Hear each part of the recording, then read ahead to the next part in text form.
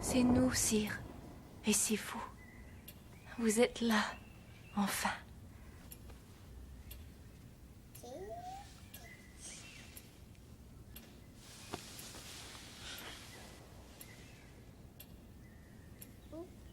Messieurs, la première charge du roi de Rome.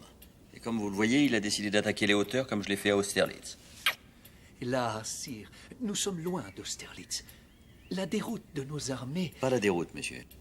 Une retraite. Sans doute, sire. Mais des milliers d'hommes sont encore en Russie. Sans vous, que pourront-ils espérer? Je suis rentré au plus vite, parce que les affaires de la France l'exigeaient. J'ai laissé Murat à la tête de nos troupes et je le connais. Il sauvera ce qui peut l'être. Tous les hommes qui rentreront avec lui pourront rester dans leur foyer pour longtemps. Peut-être même pour toujours. Non, ça vous étonne, mais pourtant c'est la vérité. À 8 jours de Noël, j'ai décidé de faire un cadeau à tous les Français et en particulier à toi, ma bonne amie. C'en est fini des guerres. Je déclare la paix au monde.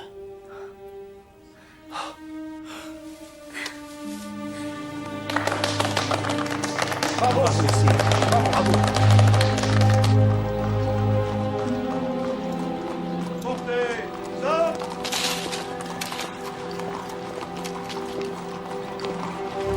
Descendez, ça.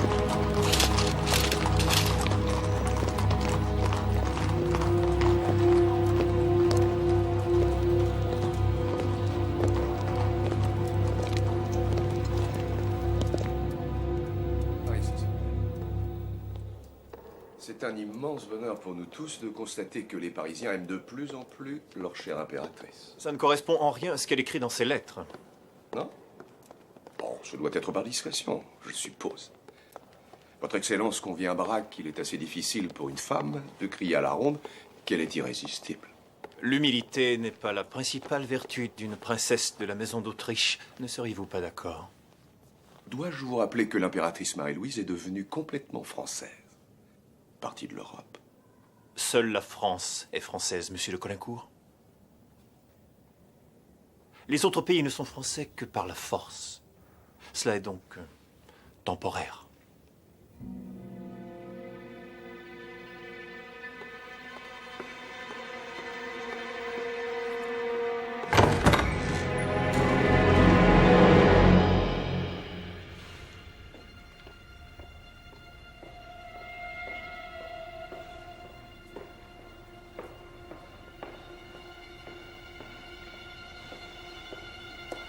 Approchez, Metternich. Allons, pas de manière entre nous. L'ambassadeur d'Autriche est ici chez lui. Mais avant tout, dites-moi, comment va ce cher papa François? Sa Majesté, l'empereur d'Autriche, se porte bien, sire. Et vous? Moi, je vais on ne peut mieux depuis que j'ai déclaré la paix au monde. Admirable formule, sire. Content qu'elle vous ait plu, ça m'est venu comme ça. Dans ce cas, sire, vous ne pourrez qu'accepter les conditions que l'empereur François m'a chargé de vous transmettre. Les conditions? Oui. Que va-t-on obtenir de la France en échange de cette paix qu'elle demande avec tant d'insistance? Je crains, Metternich, que vous m'ayez mal compris. Je ne demande pas la paix. Je la fais. Mieux, je l'impose. J'ai peur que la France ne soit guère en position de vouloir imposer quoi que ce soit, en l'occurrence, sire. Tout le monde est au courant que vous avez perdu le plus gros de vos troupes en Russie.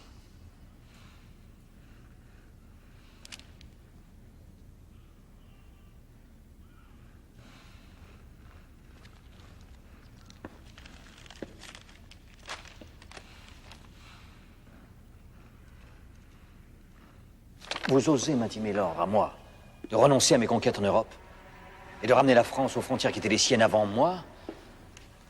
Et pendant toutes ces années, des milliers de Français auraient souffert et seraient morts pour rien. Et vous êtes fou. Votre empereur est devenu fou. Vous croyez que je vais accepter ça? Votre Majesté est libre d'agir comme elle le souhaite, évidemment. Encore heureux. Mais si la France refusait de se soumettre aux conditions que nous lui proposons, l'Autriche, hélas, se verrait dans la douloureuse obligation de déclarer la guerre à la France. L'Autriche me déclarait la guerre. À moi. Mais cela ne se peut pas, monsieur l'ambassadeur. Vous oubliez qui j'ai épousé. Venez donc que je vous montre quelque chose.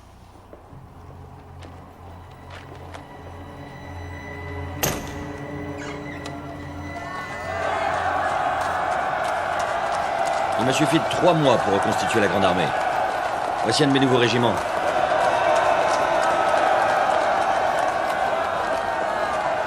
Vous voulez dire vos nouveaux jouets, je suppose?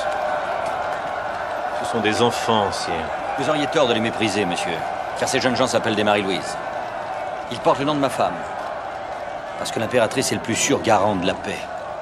Grâce à elle, du sang autrichien coule dans les veines de mon fils. Et si votre empereur me déclare la guerre, il la fera du même coup à sa propre fille et à son petit-fils. Soyez assurés que l'empereur François est loin d'avoir oublié qu'il a donné sa fille comme impératrice à la France. Mais il se doit avant tout de n'être guidé que par une seule idée, l'intérêt de son peuple.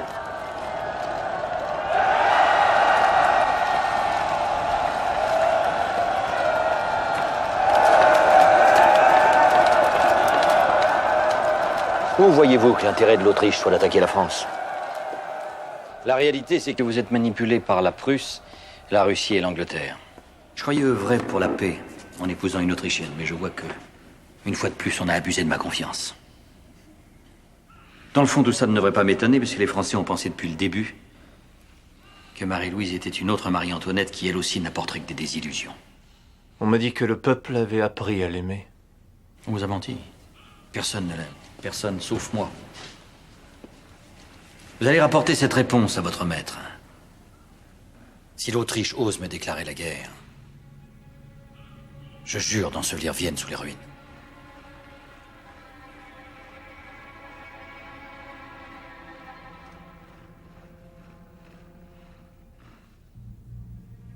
Vous êtes perdu alors, sire.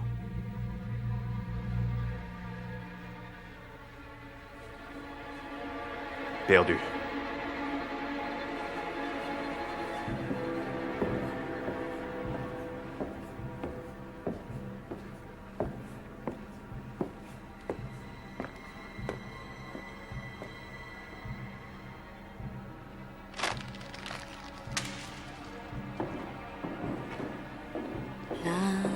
Für mein Prinzchen ist Ruhm. Schiefchen und Vögelein nur, Garten und Wiesen verstummt und auch kein Bienlein mehr so.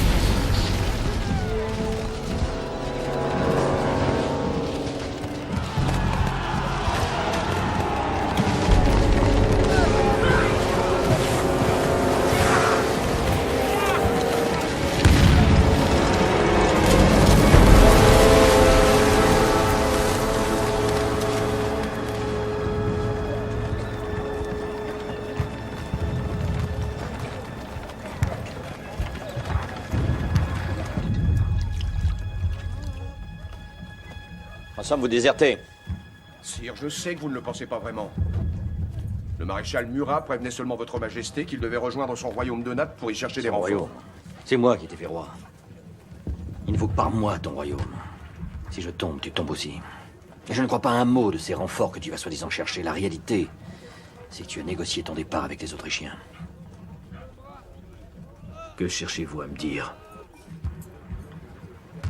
Ne m'oblige pas à être plus précis. Murat, tu as un moyen, un seul, de me convaincre de ta loyauté. Reviens de Naples avec des troupes prêtes à se faire tuer pour moi.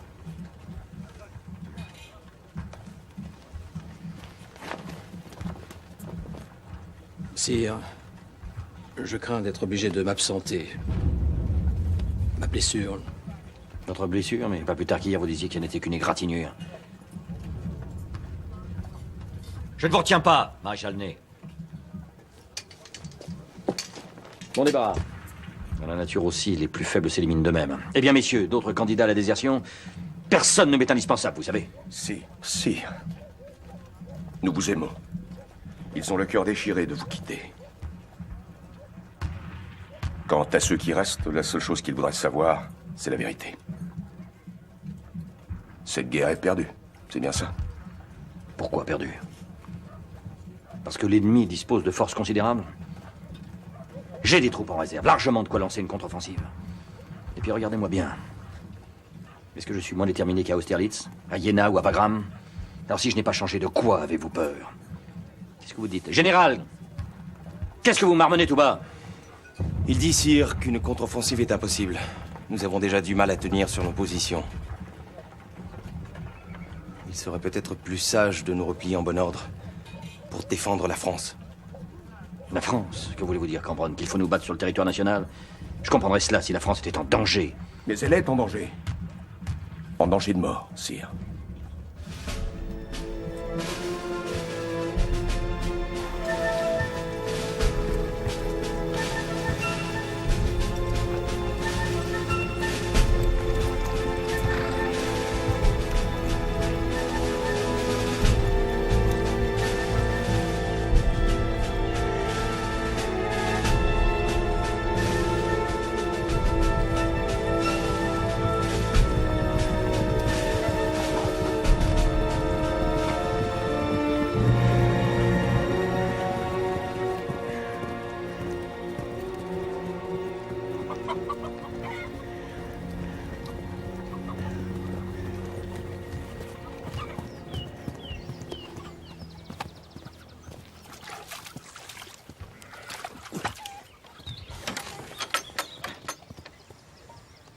Allez-vous-en! Je n'ai plus rien à vous donner! Plus de lait, plus de farine, plus de légumes! Je n'ai plus que mes poules! Et si vous me les prenez et que la guerre continue, qu'est-ce que j'aurai pour vivre? Gardez vos poules, ma brave femme. Nous voulons seulement des chevaux. Vous en avez des chevaux, même que vos culs sont dessus! Il nous faut des chevaux de travail. Pour les atteler à des questions d'artillerie qui se sont embourbées. Et si vous avez aussi des fils pour nous prêter main forte.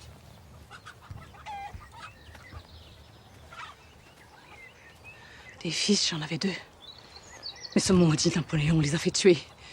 Et quand je le retrouverai en enfer, tous les supplices du diable ne seront rien à côté de ce que je lui ferai endurer, moi, à ce monstre. Sire, nous perdons du temps. Sire? C'est celui-là que vous appelez sire? Mais alors vous êtes... Napoléon. Le monstre. Le maudit.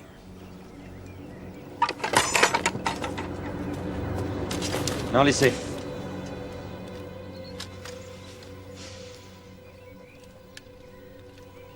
S'appelait comment, vos fils? L'aîné Gervais. Plus jeune, Clément, il n'avait pas 16 ans. Gervais.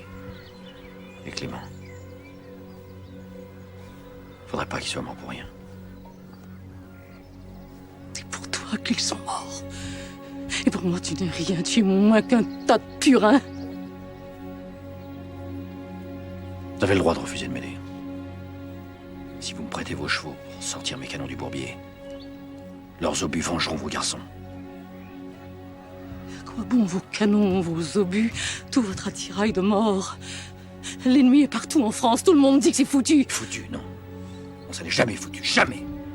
La France entière se bat contre l'occupant. Vos enfants ont donné leur vie pour sauver leur pays. Moi, je donne ma vie pour sauver la patrie. Et vous? Vous ne me donneriez même pas un cheval?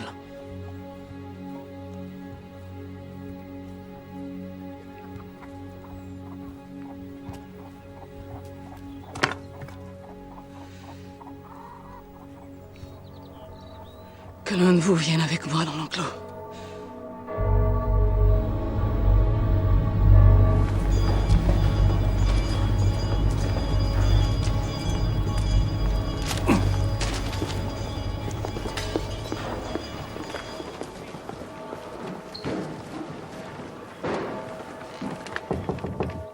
Madame, c'est Joseph, le frère de l'empereur.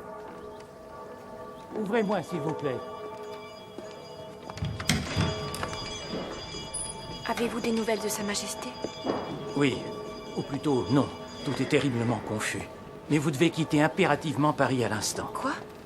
L'ennemi vient d'arriver aux portes de la ville. Tous nos ennemis. Les Russes sont là, les Autrichiens, Prussiens. Je vous en prie, prenez l'enfant et fuyez. Fuir? Si je fais cela, la population risque de croire que nous l'avons abandonné. Et son désespoir entraînera plus de ravages que les obus des coalisés. Je dois rester là où j'ai fait le serment d'attendre Napoléon, ou alors le régime impérial est perdu. Madame, c'est un ordre de l'empereur, daté du 8 février 1814. Si l'ennemi était en marche sur Paris avec impossibilité pour nous de résister, et c'est exactement la situation, madame, alors, faites partir ma femme et mon fils. Rappelez-vous que je préférais savoir mon fils noyé dans la Seine plutôt qu'entre les mains des ennemis de la France. C'est l'écriture de Sa Majesté, vous la reconnaissez? Oui, mais pas sa pensée. Napoléon déciderait jamais de sacrifier son fils. Mais ça ne serait qu'un ultime recours, si la fuite était impossible. Mais elle ne sera pas impossible. Une voiture est en bas qui vous attend. Vous ne parlez pas de lui. Où est-il? À la tête de ses armées, je suppose. Ses armées. Ce qu'il en reste, madame. Bien, allez chercher le roi de Rome. Et apprêtez-le pour un voyage. Où avez-vous prévu de nous emmener? À Blois, sur les bords de la Loire. Bon, c'est entendu. Mais je tiens à vous dire, je n'ai aucune intention d'y rester. J'essaierai de rejoindre l'empereur où qu'il soit. Il ne supporterait pas d'être séparé trop longtemps de son fils. Et vous, monsieur? Êtes-vous certain que vous assurez la défense de Paris sans défaillance? J'espère que vous ne doutez pas de mon courage, madame.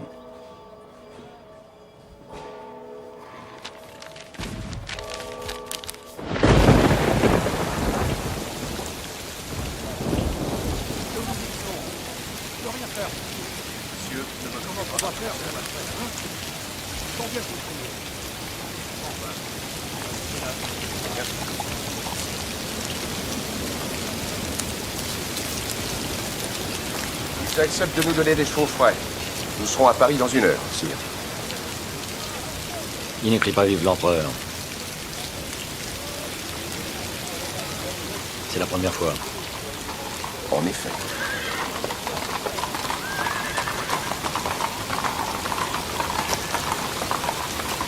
Général Belliard, qu'est-ce que vous faites ici? Le maréchal Marmont l'a ordonné, sire. Je viens ici pour reconnaître le cantonnement des troupes qui vont évacuer la capitale. Évacuer la capitale? Mais vous êtes fou, général. C'est mon frère Joseph qui assure la défense de Paris. Je ne pense pas qu'il se rendra aussi facilement. La capitulation a été signée. Il a aussi donné l'ordre de faire évacuer les troupes.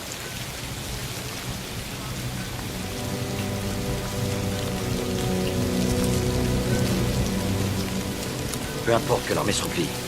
Le peuple, lui, ne se soumettra pas. Les Parisiens ne m'ont jamais manqué. Je les appellerai à se soulever et à prendre les armes pour chasser l'ennemi. La bataille de Paris sera décisive. Il n'y aura pas de bataille de Paris, sire.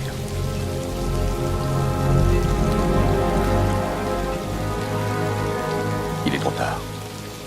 C'est fini. La capitulation a été signée, c'est une question d'honneur. Votre Majesté est obligée de la respecter. La France n'a qu'une seule parole, sire.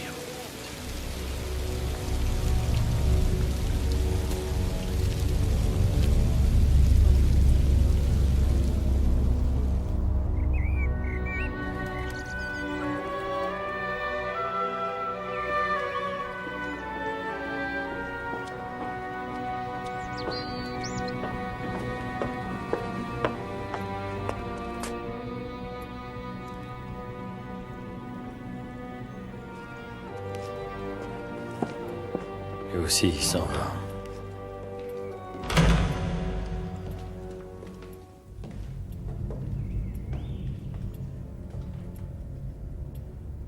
Sire. Les Cosaques viennent d'entrer dans Paris.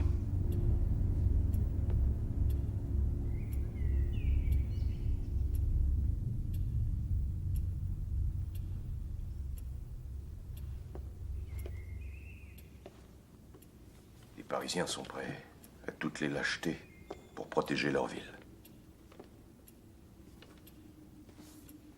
Ils ont même applaudi la décision des puissances alliées exigeant votre abdication.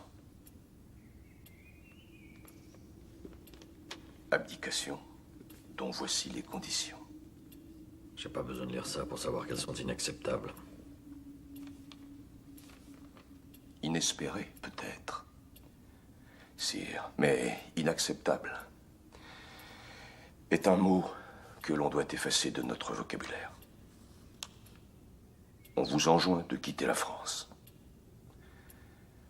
Cependant, on vous accorde la souveraineté de l'île d'Elbe. C'est au large des côtes italiennes. Je connais. Un caillou. Napoléon Ronald Caillou. Grotesque. Sire, il y a une dame polonaise. La comtesse Walewska. À tous, j'ai beaucoup donné. Et aujourd'hui, tous m'abandonnent. À elle, j'ai toujours refusé ce qu'elle désirait le plus au monde. La souveraineté de sa chère Pologne. Et elle est quand même venue. Dois-je la conduire jusqu'à votre majesté? Oui. Non. Non, je ne veux pas la voir.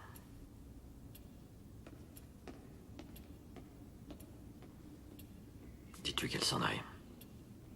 Si on apprenait que j'ai reçu cette femme, on pourrait prendre prétexte pour m'empêcher de revoir Marie-Louise et mon fils. Mes soi-disant vainqueurs sont si mesquins qu'en un cours. Marie comprendra.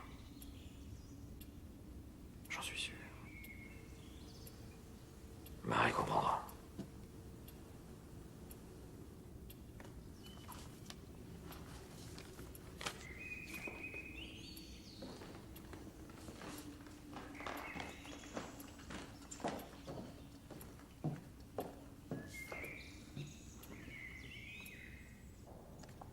Qu'a-t-on décidé pour lui? L'exil, Pour toujours? ça ne dépend pas de lui, madame. Mais est-il possible d'envisager que l'empereur soit d'accord pour jouer le rôle d'un roitelet de carnaval? On l'a autorisé là-bas, reconstituer une cour royale. Une sorte de cour. Vous voulez dire que je pourrais lui rendre visite? Ah oui, peut-être pas tout de suite, bien sûr. Mais... Madame, l'empereur,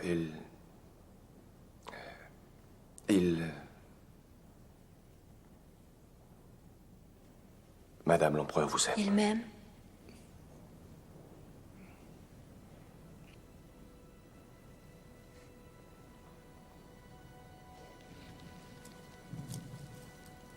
Vous remettrez ceci à l'empereur.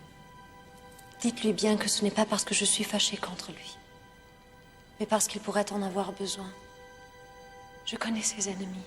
Nous avons les mêmes. Il fera en sorte qu'il n'ait plus rien. Et surtout qu'il ne soit plus rien. Madame.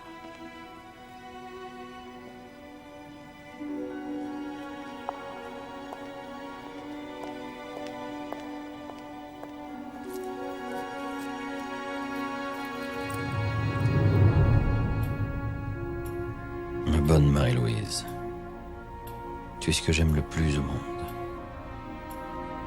Sache que mes malheurs ne me touchent que pour le mal qu'ils te font.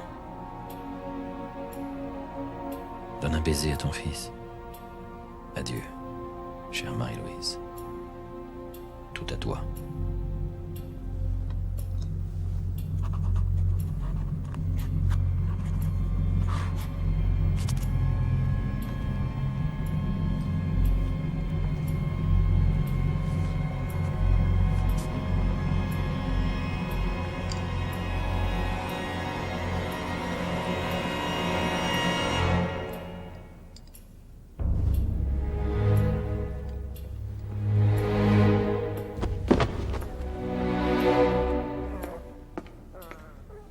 Votre Majesté? Votre Majesté. Oh mon Dieu. Votre Majesté. À l'aide! Vite! À l'aide! Par ici! Oh, Va chercher le docteur Ivan. Vite! Du poison. Il a pris du poison. Buvez ça. Il doit boire de l'eau. Si. Il lui faut plus d'eau. Oui. Il faut qu'il vomisse.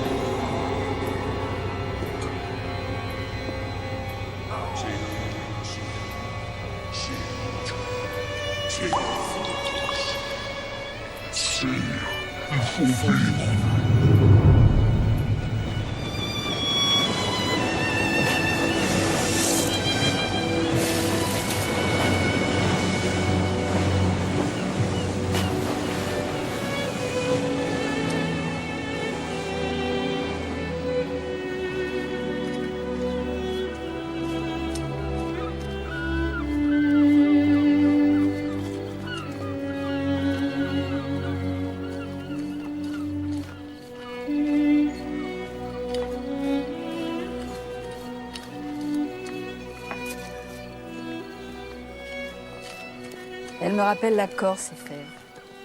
Le soleil aussi. Il y a beaucoup de choses ici qui me rappellent la Corse. On n'est pas si mal après tout. On est loin. Loin de quoi? Des bivouacs dans la boue? Des carrosses sur lesquelles on jette des bombes? Des hommes qui t'ont trahi, des femmes qui t'ont été infidèles? Oh. Crois-moi, Napoléon, il n'y avait pas tellement de bonheur à régner sur la France. Il y en a encore moins à régner sur cette île. Régner? Mais ici, tu règnes pas. Non, tu es plutôt comme un propriétaire terrien. Ce que tu aurais été encore si tu étais resté. C'est mon père qui a voulu que je devienne un soldat. C'est lui qui m'a amené en France pour faire mes études. Il m'a pas demandé mon avis. Tu ne serais pas resté de toute façon. Notre île était trop petite. Même la France, tu l'as trouvée trop petite. Il a fallu que tu l'agrandisses. Et encore, et encore. C'est pas la France que je voulais voir grandir, ce sont ses idées. Son amour de la liberté, son audace, sa jeunesse. Voilà ce que je voulais étendre à toute l'Europe. Et l'Europe n'a pas voulu de ton cadeau français. Peut-être que le ruban que tu as mis autour avait un peu trop la couleur du sang. Tu crois pas? C'est l'Angleterre qui n'a pas voulu. Ce sont les Anglais qui manigancent tout depuis le début. Sans eux, je ne me serais jamais engagé en Espagne. Sans eux, le tsar serait resté mon ami. Et l'empereur d'Autriche n'aurait pas oublié que je faisais partie de la famille. Je suis sûr que ce sont les Anglais qui empêchent ma femme et mon fils de venir me voir. Eh bien, moi, vois-tu, je crois que c'est elle qui n'a pas envie de venir ici. Ta femme est redevenue autrichienne. Tu ne la reverras jamais, ni elle, ni ton fils.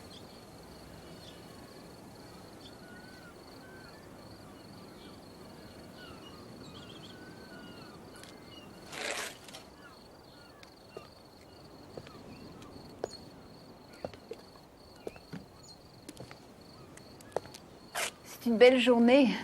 Tu devrais peut-être un peu te distraire.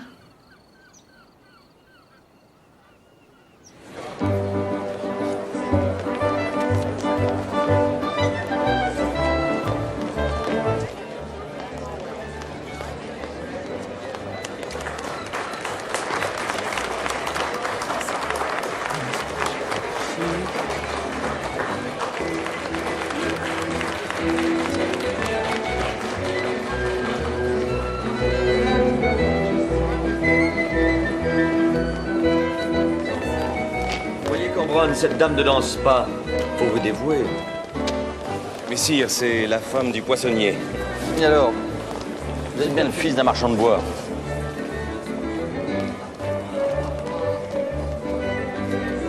Madame, accepteriez-vous cette danse?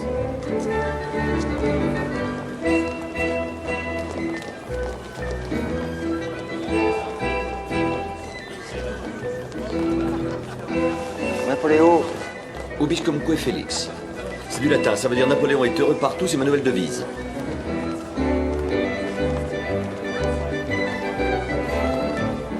Sire, Cipriani vient d'arriver à l'instant de Gênes.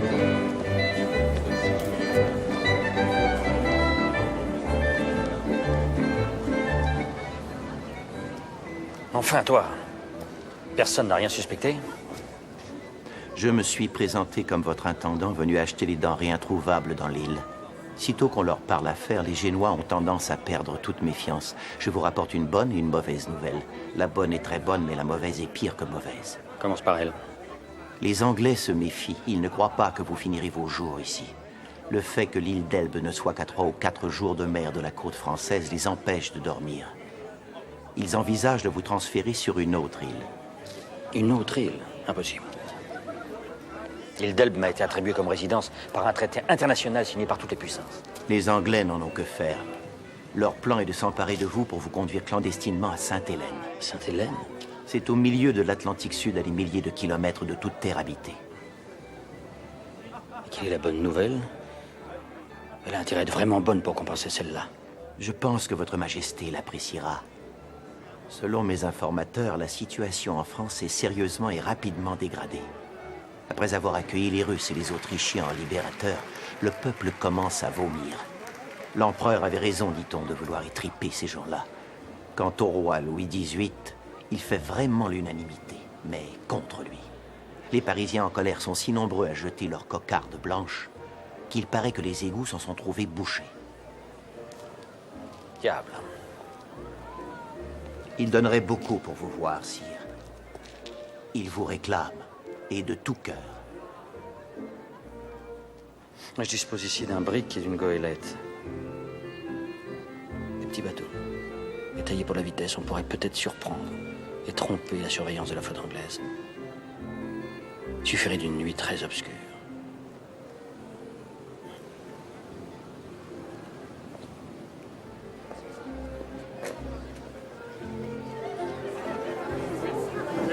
Cambronne. Pardon. Il y a du nouveau. Prévenez le général Bertrand et rejoignez-moi après le bal. Bien, sire. Je crois que sa femme vous cherche.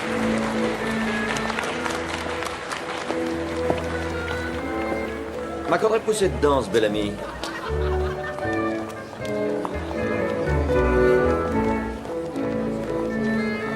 Vous, ma petite Fanny, vous avez pleuré. Si c'est Bertrand qui vous fait des misères, dites-le moi, je le punirai. Vous savez comment? Je ferai de vous ma maîtresse. Il est vrai que j'ai pleuré, sire. Mais vous m'arrêtiez pour rien, c'est à cause de vous. À cause de moi? Oui, sire. En pensant au chagrin que j'allais vous faire. J'ai reçu une lettre de France, de Conacourt. Il aurait mieux fait d'écrire directement à votre Majesté au lieu de me choisir comme messagère d'une aussi triste nouvelle. Il n'est rien arrivé à mon fils ou à ma femme. C'est Joséphine? Sire, elle est morte. Sire, elle est morte. On a d'abord cru à un refroidissement, mais c'était plus grave, une angine purulente. La pauvre femme a lutté courageusement pendant quelques jours. Et puis les fièvres ont eu raison d'elle. Conacourt m'écrit que ces derniers mots ont été Bonaparte, l'île d'Elbe, le roi de Rome.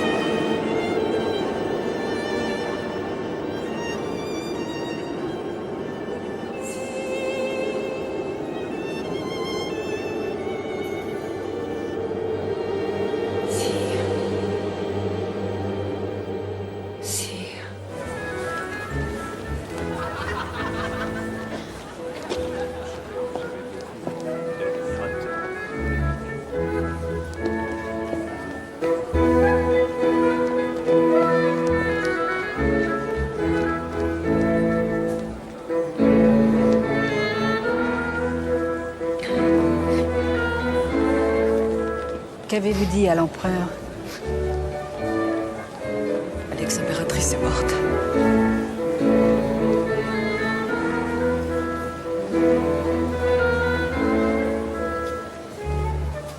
Pauvre Napoléon. Jusqu'au bout, il aura fallu qu'elle lui fasse du mal.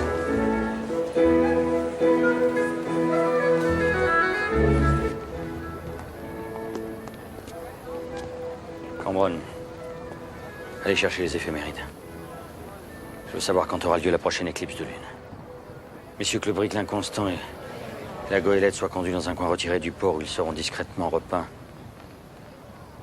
afin de pouvoir être pris pour des navires anglais. Bien, sire.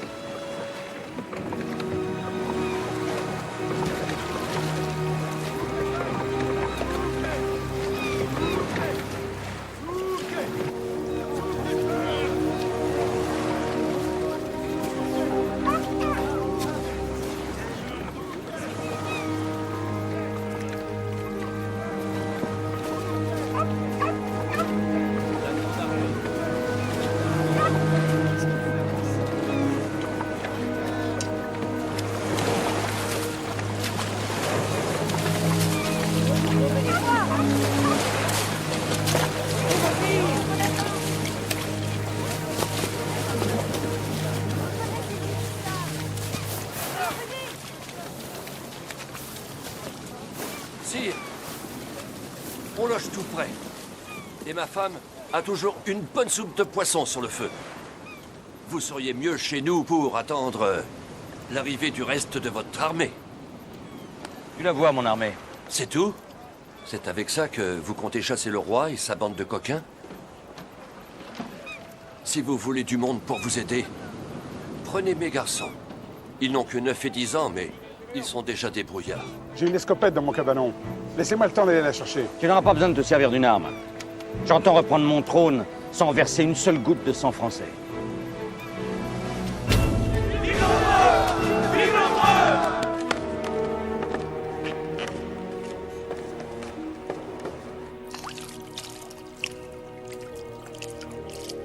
Monsieur de Talleyrand-Périgord, prince de Bénévent, demande à être reçu par Sa Majesté le Roi. Prince de Bénévent, et quoi encore? Vous m'obligeriez, monsieur, en renonçant à vous affubler de ces titres de carnaval dont vous a gratifié l'usurpateur. Qu'est-ce que c'est? Une dépêche de Chappe, administrateur en chef du télégraphe. À voir son agitation, cela semble de la plus haute importance. Oh, l'agitation. Est-ce que je me suis agité, moi, durant toutes les années que l'inénarrable Bonaparte a passé à se prélasser dans ce fauteuil? J'ai attendu mon heure et mon heure est venue. Et à présent, le fauteuil est à moi. On y est très mal, d'ailleurs. Je vais le faire refaire. Vous savez ce qu'il raconte, votre dépêche? Bien sûr que non. Bonaparte a débarqué en Provence. Portez donc ça au ministre de la Guerre. Il verra ce qu'il convient de faire.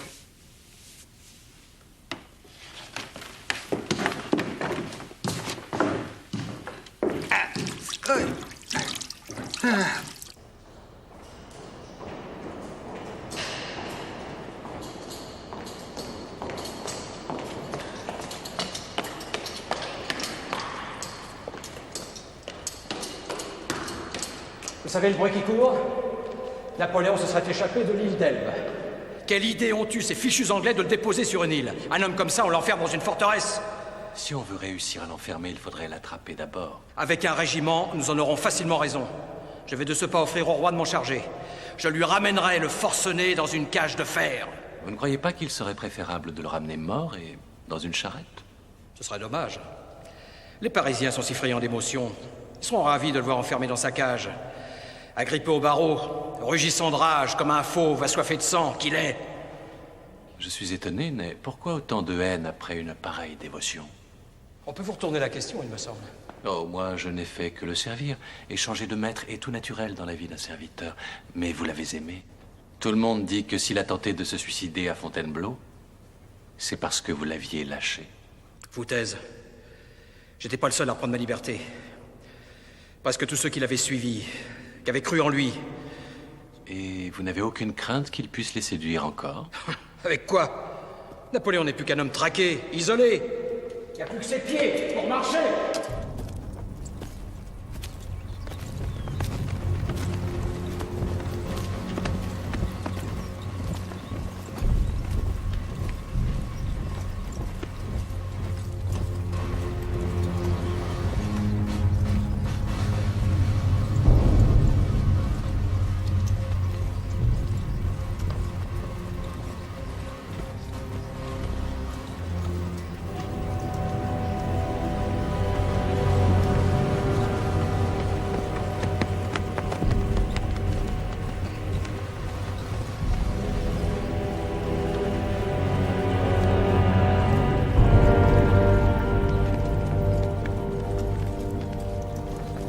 Sire, je vous en conjure, abritez-vous derrière vos hommes.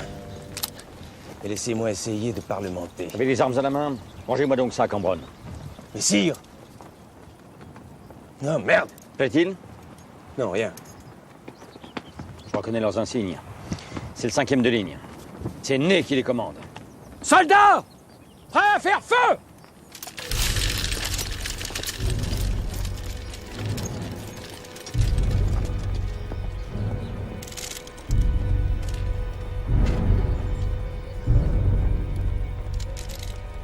Soldats! L'arme au pied!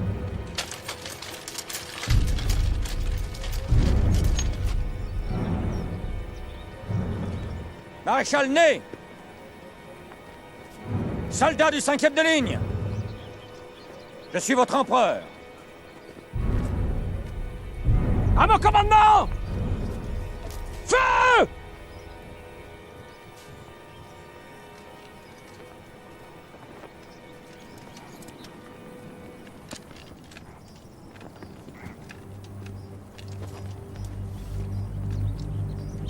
Sous-officiers!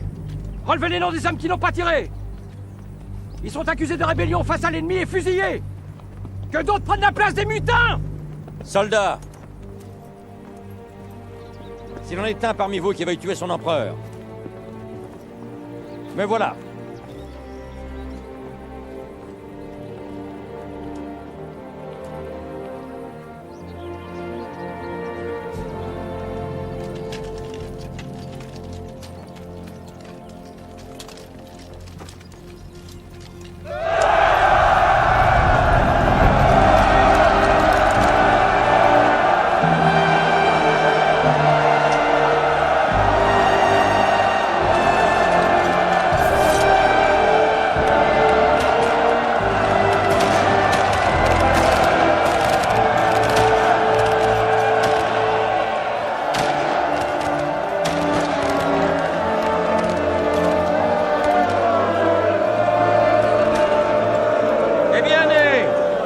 Faut du temps.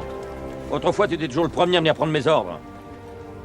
Mais garde ton sabre, imbécile, sinon avec quoi défendras-tu ton empereur?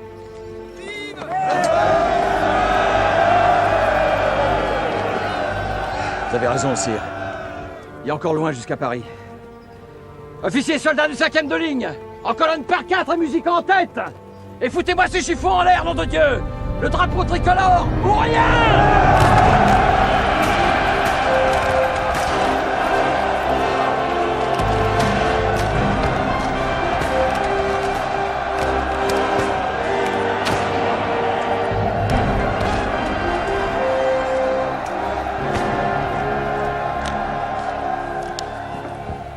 Je vous ai fait venir, monsieur l'architecte, parce qu'il y a trop de choses ici qui me rappellent l'usurpateur. Cela m'empêche de me concentrer. Je vous serais reconnaissant de me fournir un autre mobilier, de changer les rideaux et de refaire les peintures. Les peintures, sire? Le temps que cela sèche? Je sais être patient. J'ai attendu des années pour retrouver mon trône. Sans doute, sire. Mais le bruit court que Bonaparte a passé Lyon. Et alors? Qu'est-ce que ça a à voir avec la réfection des peintures?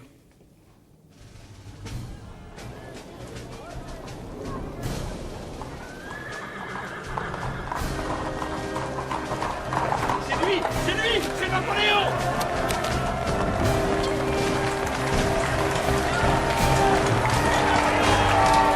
Vive Napoléon! Vive l'empereur! Vive la France! Vive Napoléon!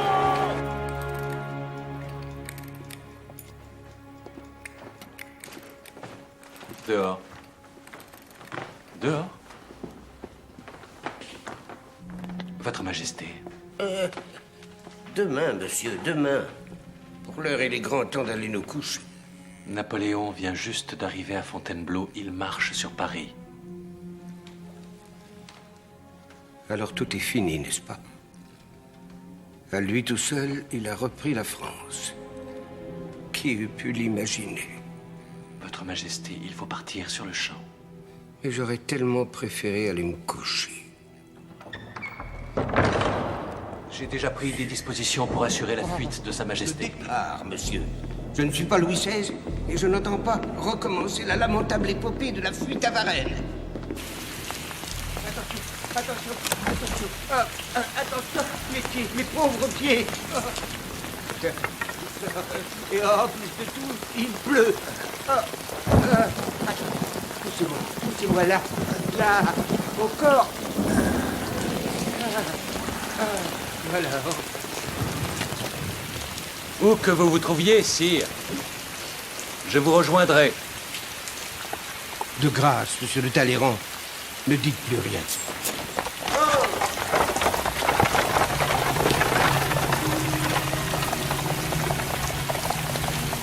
Si le besoin s'en fait sentir.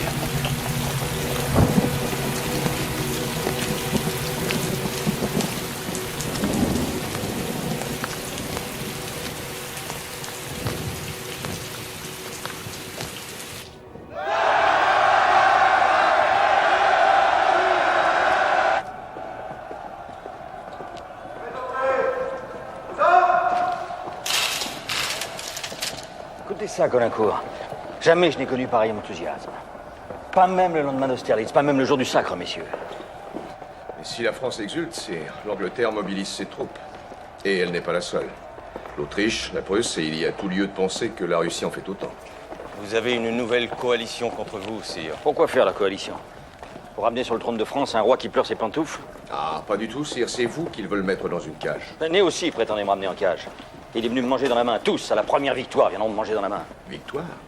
Pensez donc à la guerre. Bien obligé, puisqu'on prétend me faire la guerre. Mais ce n'est pas moi qui demande du sang. Tôt ou tard, on finira par reconnaître que mon intérêt a toujours été de faire la paix.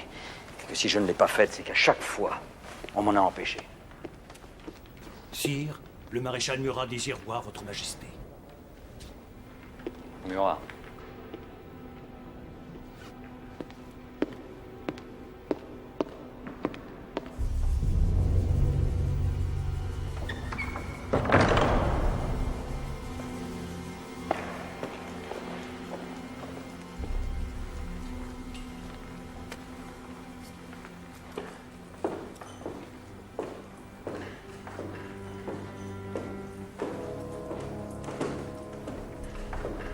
Sire, me voici. Je vois.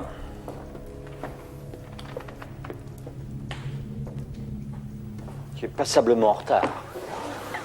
Je croyais que tu devais venir me rejoindre. Après être passé à Naples chercher de soi-disant renforts. C'était il y a plus d'1 an déjà. Oui, je ne te le fais pas dire. Je sais que vous et moi avons eu une déplorable année, sire. Mais à quelque chose, malheur est bon, dit-on.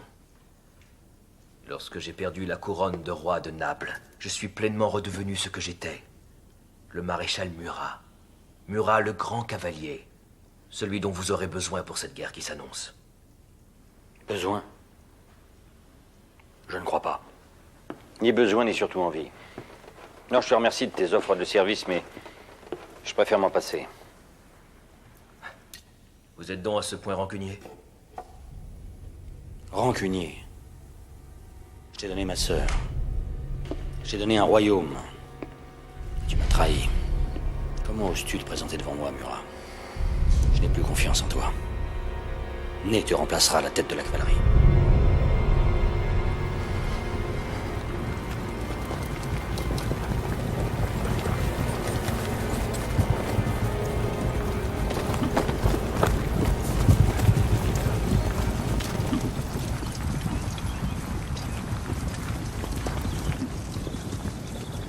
Nous allons affronter les régiments du Hanovre et du Brunswick, de Bavière et de Württemberg, les Hessois et les Piémontais, les Hollandais, les Belges, les Russes et les Prussiens, les Autrichiens et les Anglais.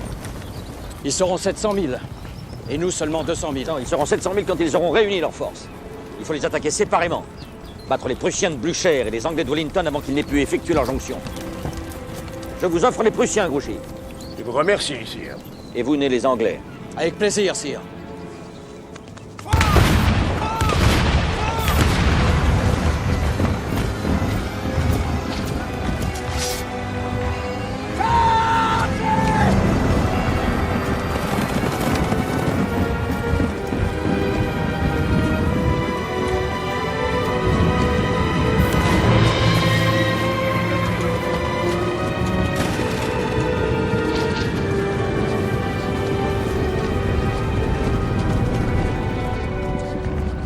La tête ou quoi? Je ne lui ai pas donné l'ordre d'engager la cavalerie. On ne charge pas contre une infanterie qui n'a pas encore été embranlée par une bonne canonnade. Je l'ai entendu dire qu'il voulait mériter sa réputation de meilleur officier de cavalerie de l'armée en s'illustrant par une charge qui aurait un résultat magnifique. Massacre de notre cavalerie, c'est ça qu'il appelle un résultat magnifique? Ce qu'il croit être de la bravoure n'est que de la bêtise. Une bêtise qui non seulement peut compromettre l'issue de la bataille, mais le sort même de la France. Encore appelle Grouchy. Il va en avoir fini maintenant avec les Prussiens. Qu'il fasse mouvement de façon à tomber sur l'aile gauche de Wellington. Bien sûr.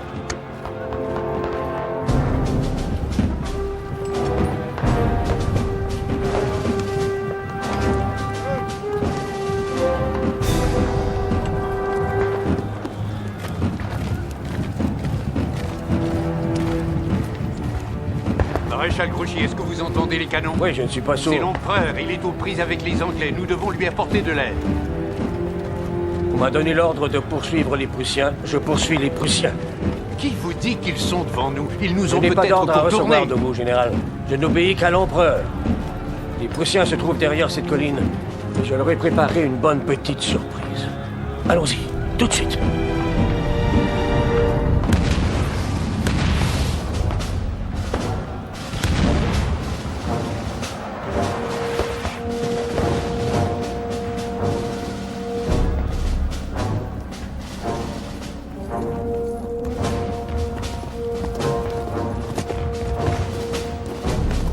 Là-bas, sire. Ce nuage de poussière. Une armée qui marche. C'est Grouchy avec 30 000 hommes en renfort. C'est la victoire. Envoyez tout de suite des éclaireurs, qu'on s'assure qu'il s'agit bien de l'armée de Grouchy. Mais qu'est-ce que vous avez tous aujourd'hui à prendre des initiatives avant d'entendre mes ordres? Vous doutez de ce que je dis, Cambronne? Bien sûr que c'est Grouchy. C'est moi qui l'ai rappelé. Qui d'autre voulez-vous que ce soit? Ordre annulé, sire. Non, envoyez vos éclaireurs. Ça peut vous rassurer. Je ne sais pas pourquoi tout le monde semble avoir peur. Dès que Grouchy sera arrivé, dites-lui que je l'attends à la ferme de la Haie-Sainte. Nous allons la prendre aux Anglais. Bien, sire.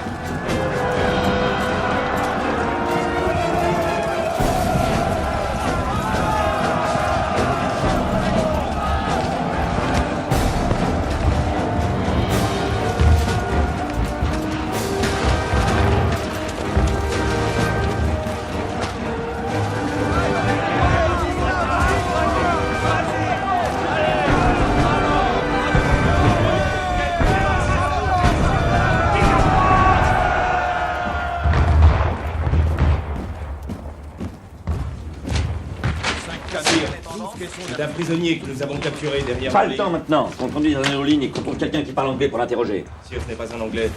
C'est un Prussien. Un Prussien? Comment ça, un Prussien? Où l'a-t-on pris? Cette armée qui s'approche, ce n'est pas Grouchy. C'est toute l'armée prussienne avec Blücher en tête. Parce qu'elle existe encore, l'armée prussienne? Mais que fait-on de Grouchy? Mais qu'est-ce qui se passe? Pourquoi ne fait-on pas ce que je dis? Pourquoi ne peut-il compter sur personne? Sire, nous faisons tous pour le mieux. Oui. Pardon. Je sais que vous avez tous à cœur de me servir. Qu'on fasse donner la garde. Ce sont nos dernières forces. Je sais. Je sais.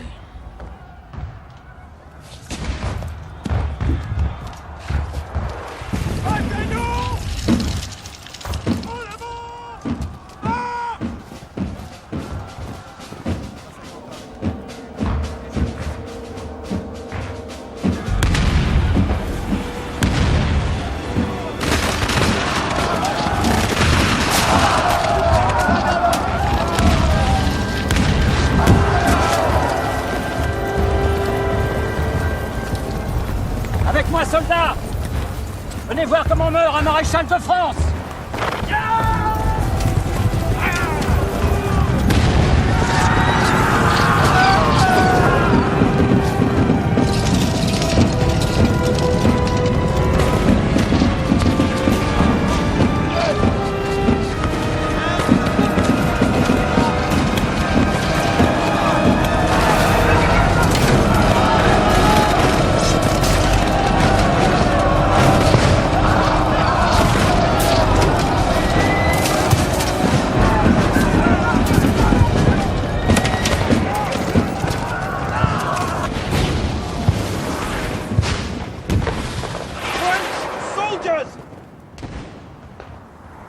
No one will ever forget your courage, but it's time to lay down your arms.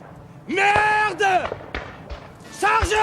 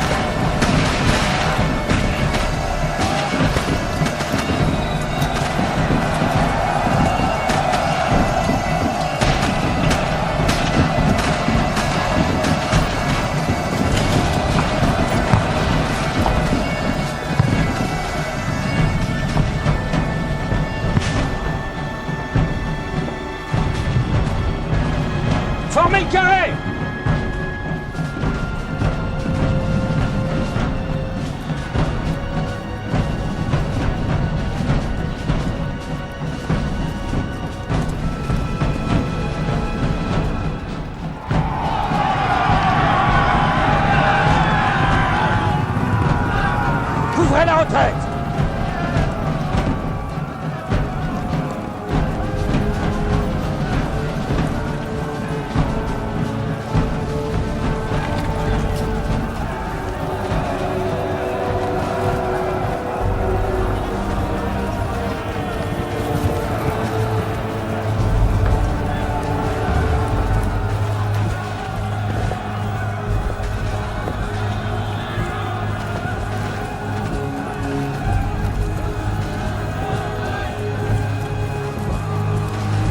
Nous allons bloquer la route de Charleroi pour couvrir notre retraite.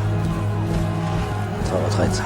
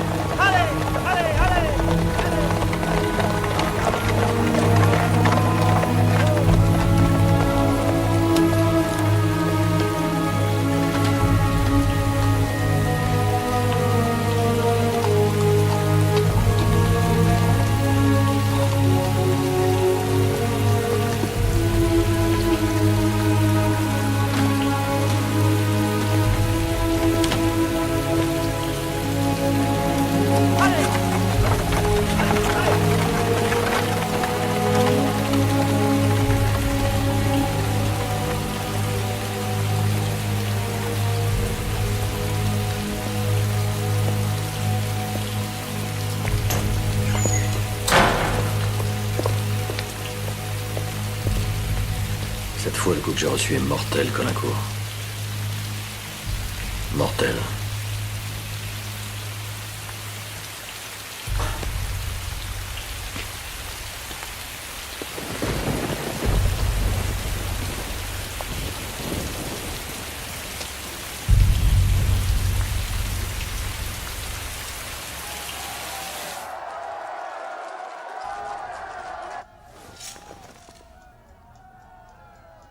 J'espère, sire, que vous ne songez pas à sauver votre trône en appelant aux armes ces gens qui vous acclament.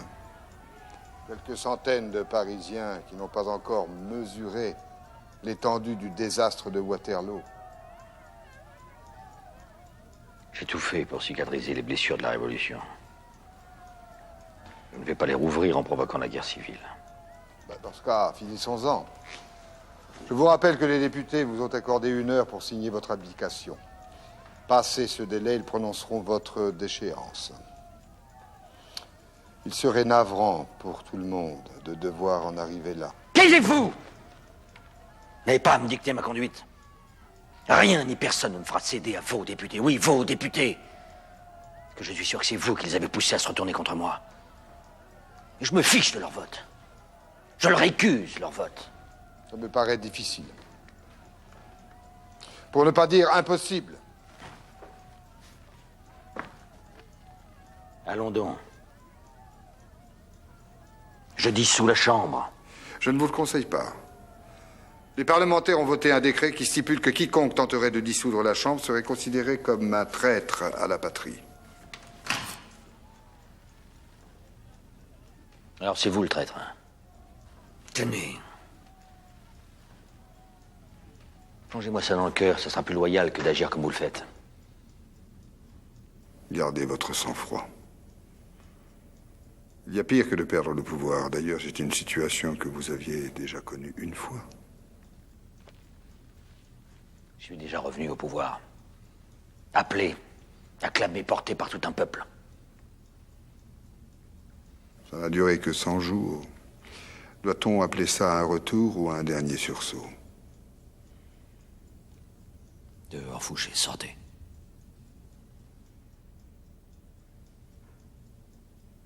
J'obéis, sire.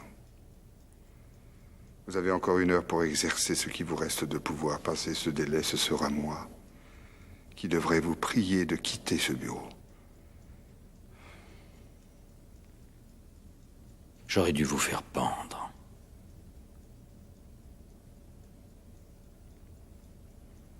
Je ne suis pas de cet avis, sire.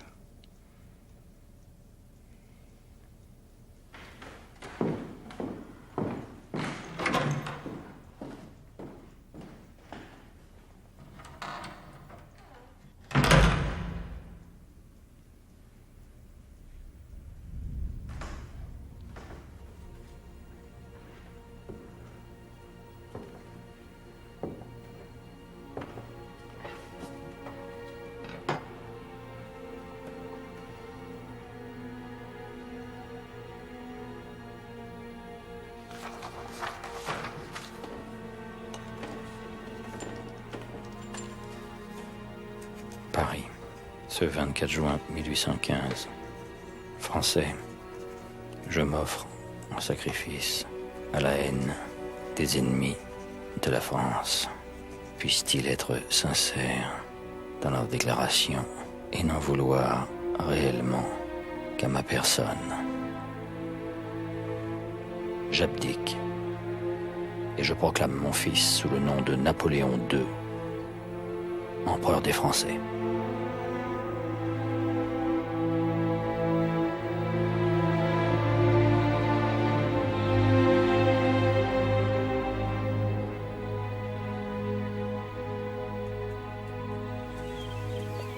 On dit que ma présence à Paris pourrait créer des troubles. Alors j'ai pensé à me réfugier ici. Ma maison est ta propriété et peut-être n'as-tu pas envie de... Non, je vous y accueille de grand cœur, sire. À partir de cet instant, vous êtes ici chez vous. Transformé, décoré, modifié. Agissez exactement comme il vous plaira. J'aimerais bien de toucher à quoi que ce soit. J'aime cette maison telle qu'elle est, c'est-à-dire telle que ta mère l'a voulu. Et puis d'ailleurs, je ne resterai que quelques jours parce que j'ai de grands projets. Mon sire, je vous en prie, vous ne pensez pas. Sur toi, je ne veux plus régner. Mais le désœuvrement me paraîtrait insupportable. Alors je pars pour l'Amérique, je vais commencer là-bas une nouvelle carrière. La science, entends-tu. Il y a si longtemps que j'attends ça. J'envisage une traversée du continent américain du nord du Canada jusqu'au sud de la Terre de Feu. Cet immense voyage qui me tiendra occupé pendant plusieurs années va me permettre d'étudier tous les phénomènes de la physique du globe. Si je vais au bout de ce rêve, je laisserai le souvenir d'un grand savant et on oubliera que j'ai été aussi empereur.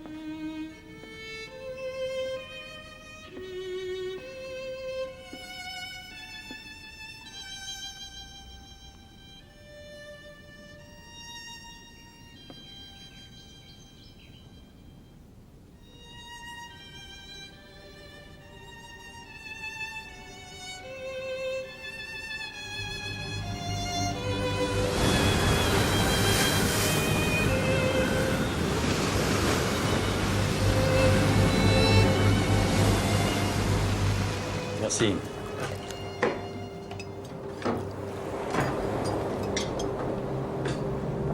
Approche un tabouret, Cipriani. Assieds-toi, écoute-moi ça. Voilà une soupe de poisson comme nous n'en aurons pas en Amérique. L'Amérique, nous n'y sommes pas encore, sire. Une flotte anglaise croise à quelques encablures de la côte avec mission d'arraisonner tout navire battant pavillon français. J'aurais pris les mêmes dispositions moi-même. Bon, on ne s'échappera pas par la mer et par voie de terre. J'arrive de Rochefort. La ville grouille littéralement de troupes envoyées par Louis XVIII. Tout plutôt que de tomber entre les mains de ce gros porc. J'ai pensé à un plan. On vous cache dans un baril, on embarque le baril sur un petit navire de pêche rempli de morues. Les Anglais le laisseront passer et on rejoint en haute mer un navire affrété par votre frère Joseph. J'ai déjà parlé à des pêcheurs. Tu me prends pour un aventurier, Cipriani. J'ai été sacré empereur. Je le resterai, abdication ou pas, jusqu'au jour de ma mort. Non, je représente la France. Et la France ne s'enfuit pas dans un tonneau de morue. Mais vous n'allez quand même pas rester là à attendre qu'on vous capture. Pourquoi ne pas prendre les devants? Pourquoi ne pas en appeler à l'honneur de l'adversaire? Vous livrez aux Anglais? Des gens qui vous ont combattu avec une telle haine? Mon seul vrai crime à leurs yeux n'est pas d'avoir conquis l'Europe, mais d'avoir ébranlé leurs traditions. Je suis prêt à leur jurer de ne plus me mêler de rien, de ne plus rien dire, ni surtout ne rien faire contre la foutue monarchie.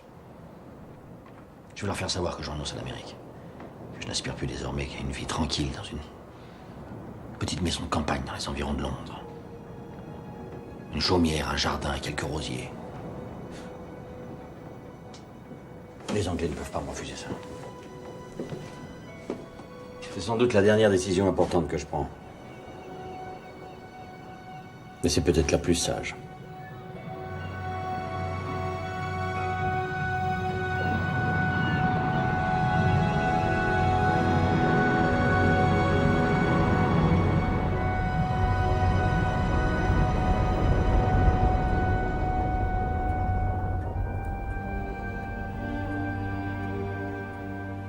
Et vous savez la suite, Miss Betsy. Alors que le navire anglais sur lequel j'étais monté en toute confiance, Moyet en rade de Plymouth, le premier lord de l'amirauté me fit savoir que je n'étais pas autorisé à débarquer. Au mépris des lois de l'honneur, flétrissant ainsi son pavillon à tout jamais, l'Angleterre, revenant sur sa promesse et faisant de son hôte un prisonnier, m'assignait à résidence sur l'île de Sainte-Hélène. Mais Sainte-Hélène, c'est tout de même mieux qu'être enfermé dans une prison anglaise ou être envoyé en Russie. Sainte-Hélène est une prison. Ce qui me la rend à peu près supportable, c'est votre présence. Oui, nous sommes devenus de grands amis. Quand vous êtes arrivé, j'avais si peur de vous au début. Mais aujourd'hui, c'est la dernière fois que nous nous voyons. Encore une de vos taquineries, n'est-ce pas? Il vous a pas suffi l'autre jour de me brûler les doigts avec de la cire de bougie? Vous êtes décidément bien anglaise. Méchante comme une teigne. Nous repartons en Angleterre. Mon père a reçu sa nomination à Londres. À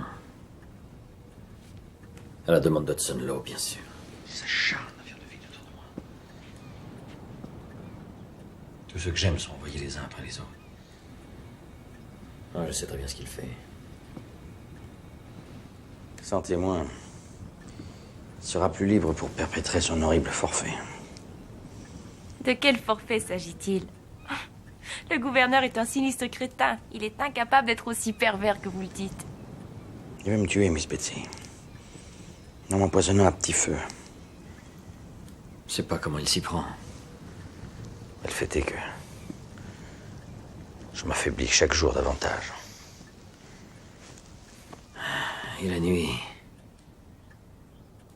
j'ai de telles douleurs de ventre que je suis obligé de mordre les draps pour m'empêcher de hurler. À Londres, quand vous apprendrez ma mort, rappelez-vous de ce que je vous ai dit aujourd'hui. Rappelez-vous de tout ce que je vous ai raconté pendant ces 3 années. Vous m'avez fait la bonté de venir me tenir compagnie.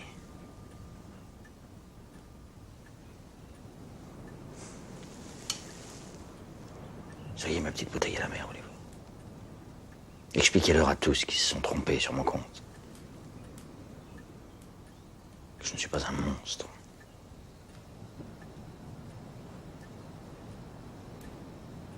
Mais je ne veux pas que vous me quittiez sur une impression aussi lugubre. Puis on ne voit rien ici. Marchand, les lampes! Non, je vais le faire. Je vais m'occuper de la lumière. J'ai bien peur de n'avoir rien d'autre à vous offrir comme cadeau d'adieu. Vous avez fini de dicter vos mémoires? Presque. Et qu'est-ce que vous avez écrit sur moi? Rien. Parce que je n'ai pas le moindre intérêt? Parce que vous êtes le maître du monde et moi je ne suis qu'une petite chose inutile? La couronne impériale de France fera moins pour ma légende que la couronne d'épines que m'impose à présent l'Angleterre. Mais vous, petite fille, vous ne faites pas partie des épines, au contraire. Là, vous n'avez rien à faire dans ma légende. Dans mon cœur, c'est différent.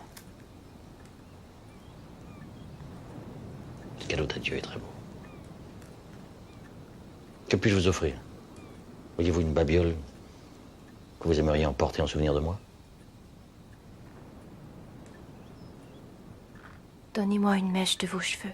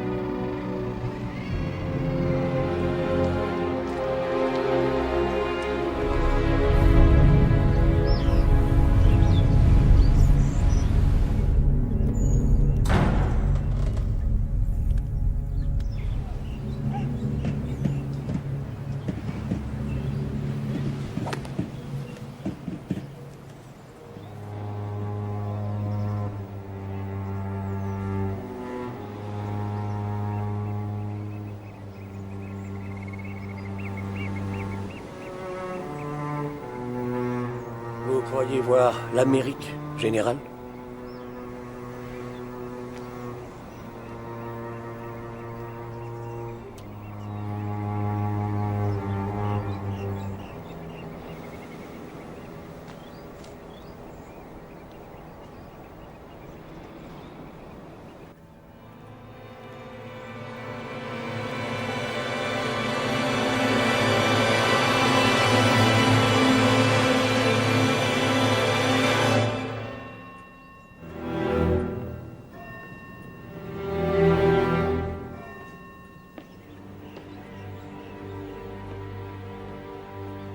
C'est toi, marchand.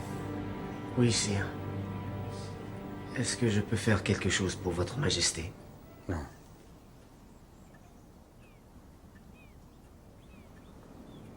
Je serai là. Je vais essayer de dormir un peu. Dis-moi, est-ce qu'il pleut comme ça depuis longtemps? S'il pleut? Mais sire, il fait très beau. Un soleil brûlant. Votre majesté devait être en train de rêver.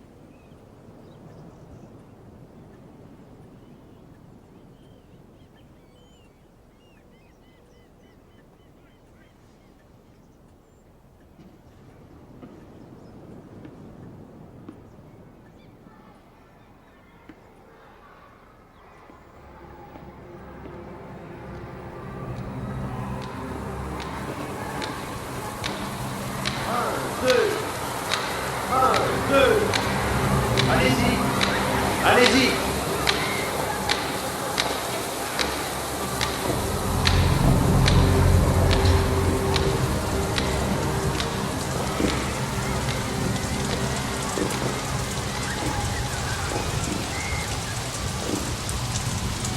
Bienvenue à l'école militaire de Brienne, monsieur. Voici mon fils Napoléon. Prenez soin de lui, s'il vous plaît.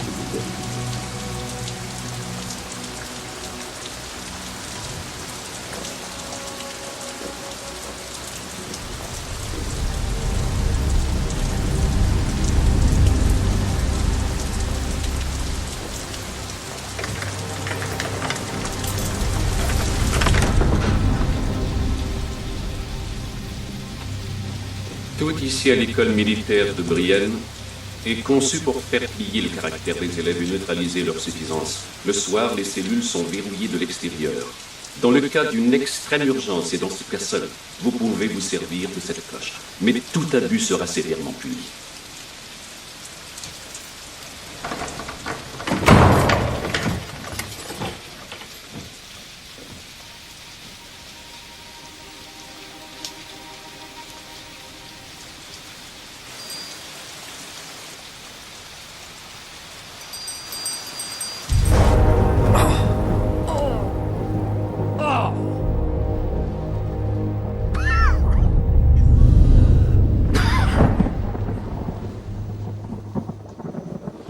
Ça va aller, sire. Ce n'était qu'un mauvais rêve. L'orage va s'éloigner sur la mer et demain il fera beau.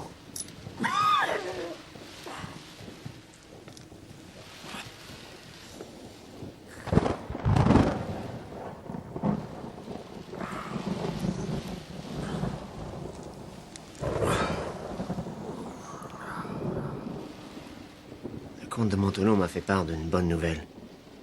Madame, votre mère va vous envoyer d'Italie un nouveau médecin. Et aussi un prêtre.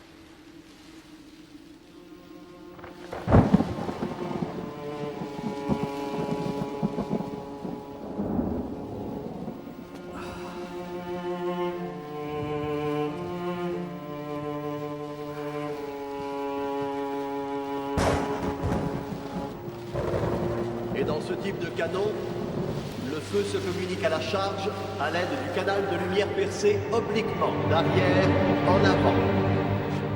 Dans la culasse, messieurs. Vous, là-bas, mon enseignement ne vous intéresse pas? Je connais déjà tout ça. Qui êtes-vous, monsieur, pour me répondre ainsi? Je suis un homme.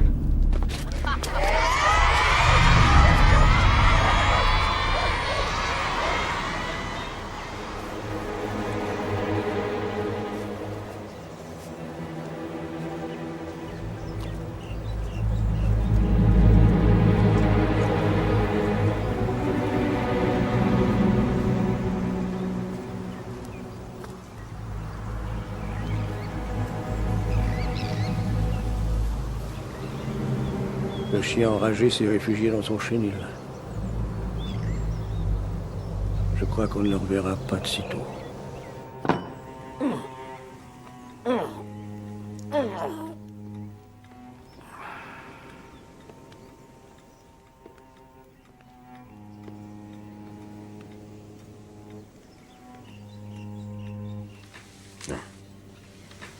Ça m'aide à dormir. Aujourd'hui, je n'échangerai pas mon lit pour tous les trônes du monde.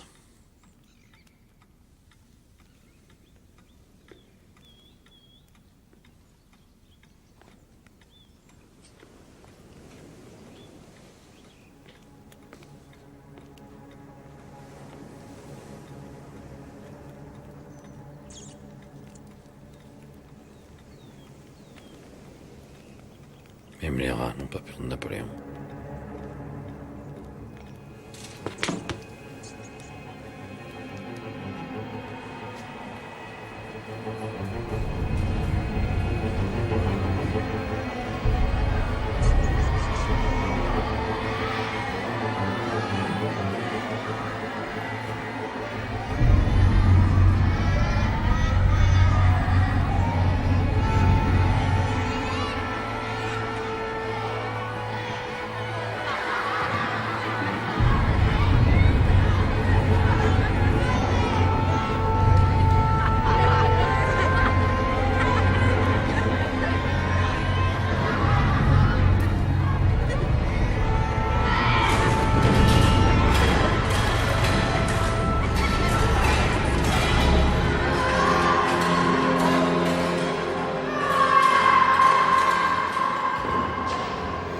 Un homme, disiez-vous. Je ne vois moi qu'un enfant incapable de se maîtriser. Vous n'irez pas bien loin, mon petit monsieur. Vous n'irez pas bien loin.